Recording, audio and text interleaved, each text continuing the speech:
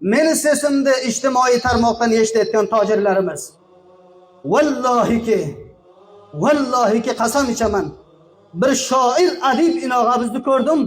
Aytdilarki, men 3 ta kitob bitirman, tavonoyim yo'qki shuni men sab qilib bo'lsam va chop qilib bo'lsam, tabiga bergilay bo'lsam. Tojirhoy milliy o'zbek turklar, men taqozo qilamanki bu adiblarimizni qo'lidan ushlang. Birinchi, tilibizga tashviq zarurat. Ikkinchisi tadris zarurat va uchinchisi ham ta'lim. Ey kosh ahli qalamlarimiz, yozuvchilarimiz shogirdlariga ta'lim bersa edi o'zbek tilini va hukumatning boshliqlari nihoyat mutavajjih bo'lsa edilarki bor makotiblarga va fuantullarga o'zbek tillarimizni tarvij berishligiga. Ikkinchidan masala tashviqdir. Meni sesimda ijtimoiy tarmoqdan eshitayotgan tojirlarimiz,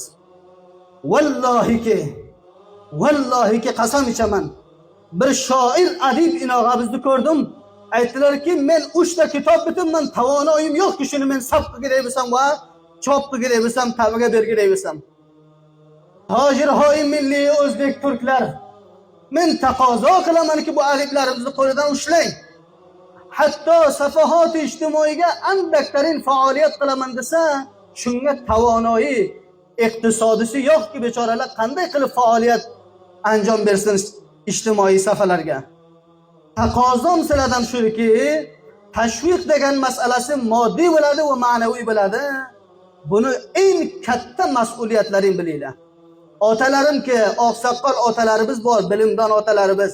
Ko'shish qilinglar nasl javonlarimizni, bu yigit qahramonlarimizni kallalarining ichiga tilladay zaxoir va maodinlari bor. Bularni tashviq bilan sizlar chiqaringlar arsaga.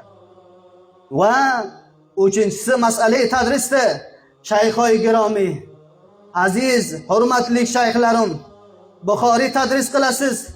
Soliyoni sol illarga oldingizdan 30 ta 40 ta yaxshi shayx fozil oldingizdan chiqadi. Nima uchun Buxoriyni tiliga tadris qilmaysiz? Nima uchun Buxoriyni va Termizini, Buxoriy va Termizini tiliga tadris qilmaysiz?